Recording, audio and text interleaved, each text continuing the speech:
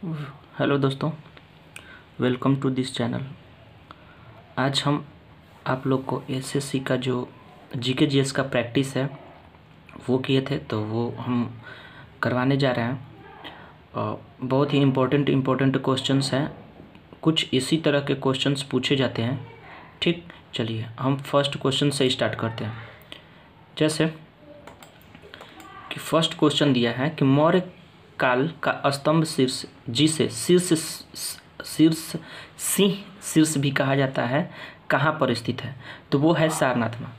थोड़ा सा आप लोग को बताते कि यहाँ पर गौतम बुद्ध ने सबसे ज़्यादा जो उपदेश दिया था वो श्रावस्ती में दिया था, लेकिन सबसे पहला जो उपदेश दिया था वो दिया था कहाँ? तो सारनाथ में ही।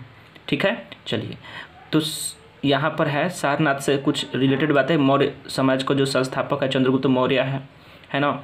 उसके जो प्रधानमंत्री हैं वो विष्णुगुप्त थे, या विष्णुगुप्त को ही हम चाणक्य या कौटिल्य के नाम से भी जानते हैं। ठीक है, चलिए नेक्स्ट क्वेश्चंस आते हैं हम। नेक्स्ट क्वेश्चंस है हमारे पास कि जो मेग लैनिंग किस खेल से संन्यास लिया? तो जो मेग लैनिन है वो ऑस्ट्रेलिया की एक कैप्टन है, क्रिकेट टीम की कैप्टन है। कहाँ की? ऑस्ट्रेलिया की क्रिकेट टीम की कैप्टन है। ठीक है ना। चलिए नेक्स्ट क्वेश्चन है कि विशु जो पर्व है वो एक नया वर्ष का पर्व मनाया था। किस में मनाया था? तो वो केरल में मनाया था। कहाँ मनाया था? तो केरल में मनाया था।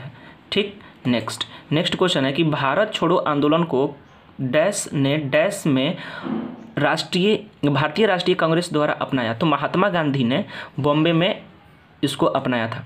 ठीक है, चलिए इसको 8 अगस्त 1942 ईस्वी को बॉम्बे में अखिल भारतीय कांग्रेस कमेटी के सत्र में मोहनदास जो करमचंद गांधी ने उन्होंने ही भारत छोड़ो आंदोलन स्टार्ट किया था, और इसी समय उन्होंने डू एंड डाई का भी नारा दिया था, यानी कि करो और मरो का नारा दिया था।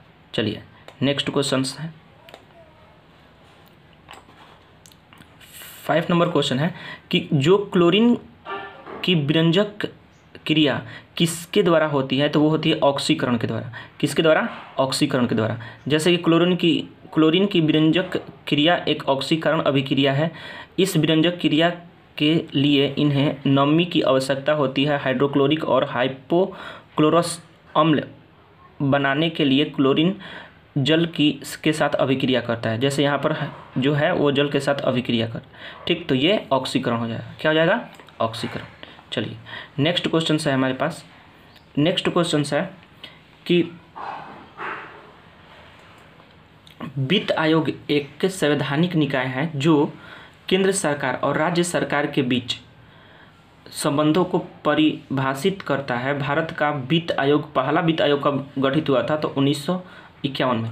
कब हुआ था? तो 1951 ईस्वी में हुआ था।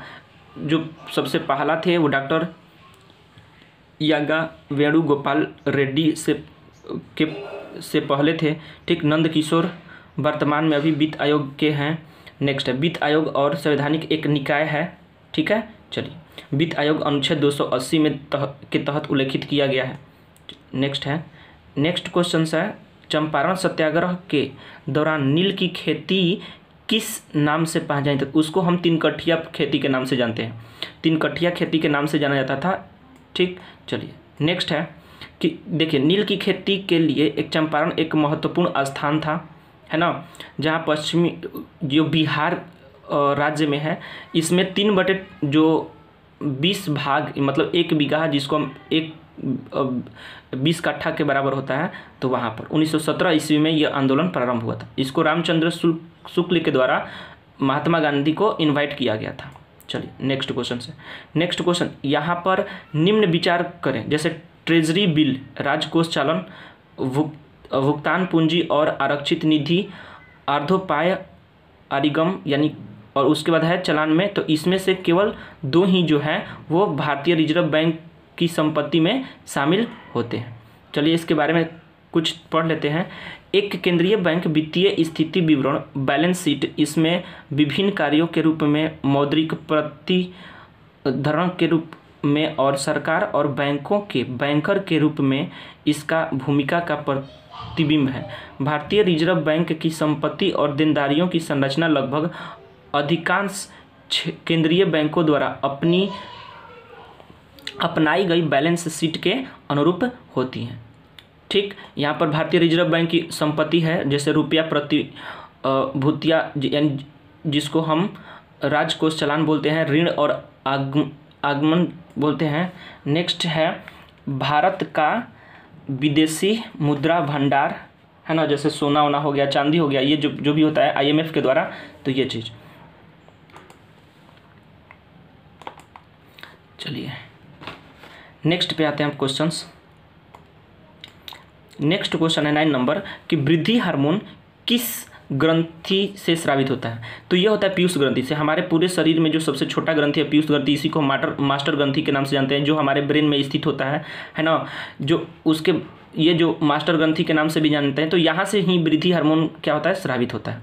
नेक्स्ट है कि पिनियल ग्रंथि क्या होता है? तो पिनियल ग्रंथि मानव मस्तिष्क के मध्य में स्थित होता है। यह शरीर के जो मेलाटोनिन होता है उसका उत्पादन करता है। आमतौर पर अंधेरे में स्रावित होता है यह चीज़, मेलाटोनिन। ठीक, इसे ही हम हार्मोन का ड्रैकुला भी कहा जाता है। ठीक है, चलिए जो मेलाटोनिन एक ऐसा हार्मोन है जो नींद जगने के चक्र को नियंत्रित करता है। शरीर की आंतरिक जो घड़ी को समायोजित करने के लिए कभी कभी बाहरी स्रोतों से इसकी सेवन भी किया जाता है। साथ ही इसे बाहरी पूरक आमतौर पर अनिद्रा और विभिन्न स्थितियों में नींद में सुधार के लिए भी उपयोग किया जाता है। हाइपोथैलेमस, ये भी एक ब्रेन का ही पार्ट है ना। हाइपोथैलेमस जैसे स्थापन को बनाए रखने के लिए हाइपोथैलेमस शरीर में कई हार्मोन्स बनाने में नियंत्रित करता है, जिम्मेवार है। इसके लिए हाइपोथैलेमस जो है वो पीयूष ग्रंथि के साथ काम करता है, जो शरीर के चारों ओर अन्य महत्वपूर्ण हार्मोन्स बनाता है और भेजता रहता है। उसके बाद अर्धिवृक्क एक एड्रिनल हार्मोन मेंडुला के केंद्र में अर्धिवृक्क ग्रंथियों द्वारा स्रावित होता है। एड्रिनल का मुख्य कार्य पलीहा में जो संकुचन या उत्पादन करना होता है ताकि रक्त को संचित किया जा सके। जैसे कि हम रक्त का संचित यानी कि रक्त का जो घर होता है वो पलीहा ही होता है। चलिए नेक्स्ट है, निम्नलिखित में से किस व्यक्ति को 2024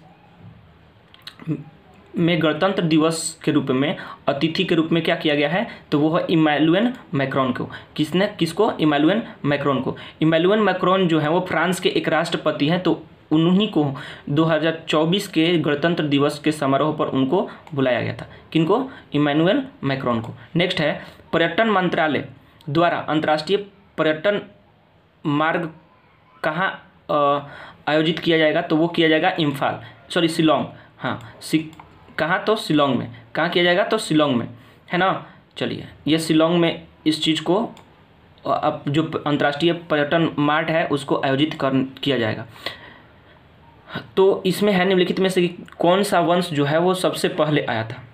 राइट, चलिए, तो पहले आया था ए यानी कि सतवाहन आया था। उसके बाद आया था बी यानी कि वाटाटक। उसके बाद आया था चालुक्य। उसके बाद क्या आया था? ABC हो जाएगा। सतवाहन जिसका संस्थापक सिमुक है, जो वकाटक है वो एक विंध्य शक्ति के साम्राज्य है ना, जो गुप्तकालीन के लगभग समकालीन ही था। उसके बाद चालुक्य जो पुलकेशिन प्रथम के द्वारा इसको लाया गया हर्षवर्धन को हराकर। ठीक है, चलिए नेक्स्ट है कि वर्ष 2000 में किस समिति की अनुशंसा पर तरलता समायोजन सुविधा को अपनाया गया? तो वह है नरसिम्हन समिति। किसके द्वारा? नरसिम्हन समिति के द्वारा। ठीक है, चलिए, नरसिम्हन समिति के द्वारा ही इस चीज़ को लाया गया था, है ना।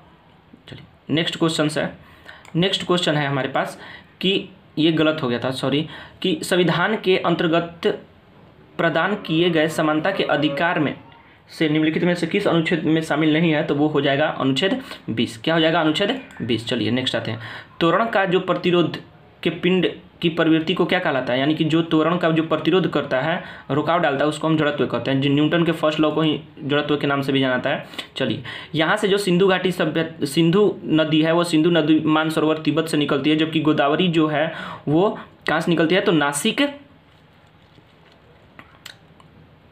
महाराष्ट्र निकलती है, और जबकि कावेरी जो है वो निकलती है कुर्ग यानी कि कर्नाटक से, और जबकि नर्मदा जो निकलती है वो अमरकंटक मध्य प्रदेश से।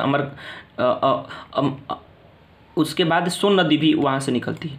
चलिए नेक्स्ट है कि भारतीय शास्त्रीय नृत्य में के 9 रसों में से कौन सा रस प्रेम को दर्शाता है? तो श्रृंगार। कौन? तो श्रृंगार दर्शाता है प्रेम रस को। नेक्स्ट है कि मानव ने वास्तविक समय में बाढ़ अपडेट के लिए कौन सा ऐप लॉन्च किया है? तो फ्लड वॉच। क्या? फ्लड वॉच ने भारत में वास्तविक जो समय में बाढ़ अपडेट को दिखाया जाएगा फ्लड वॉच में।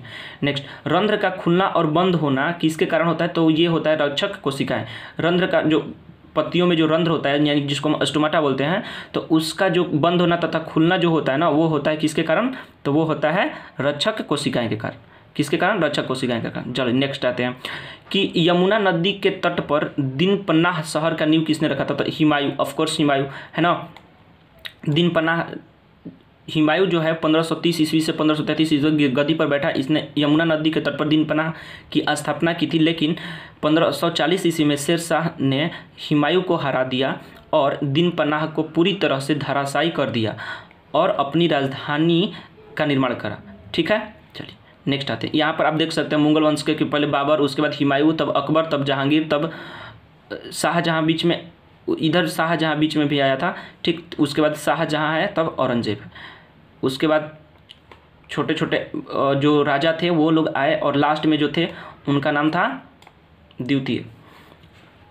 नेक्स्ट, ईस्ट में अलैंगिक जनन किसके द्वारा होता है? तो मुकुलन और विखंडन दोनों के द्वारा होता है। मुकुलन और विखंडन दोनों के द्वारा ये चीज़, मुकुलन और विखंडन दोनों के द्वारा अलैंगिक जनन होता है। किस चीज़ में? तो ईस्ट में। चलिए नेक्स्ट है कि किस संगठन ने विश्व ऊर्जा रोजगार 2023 रिपोर्ट जारी किया? तो अंतर्राष्ट्रीय ऊर्जा एजेंसी ने। किसने? अंतर्राष्ट्रीय ऊर्जा एजेंसी ने। बोला कि 1911 की जनगणना के अनुसार भारत का ग्रामीण एवं नगरीय लिंगा अनुपात क्रमशः कितना और कितना है? तो जो ग्रामीण है वो है 949, जबकि जो नगरीय है वो है 929 है। 929 है। तुर्क ए चहलगानी का चालीसा नामक जो है वो 40 यानी कि इल्तुतमिश के द्वारा लाया गया। किसके द्वारा? इल्तुतमिश के द्वारा। केंद्र सरकार द्वारा आयुष्मान भारत स्वास्थ्य और कल्याण केंद्रों को नया नाम क्या दिया गया? आयुष्मान आरोग्य मंदिर नाम दिया गया। चलिए आज बस नाउ, थैंक यू। यदि अच्छा लगे तो आप लोग शेयर कीजिए, लाइक कीजिए और सब्सक्राइब कीजिए।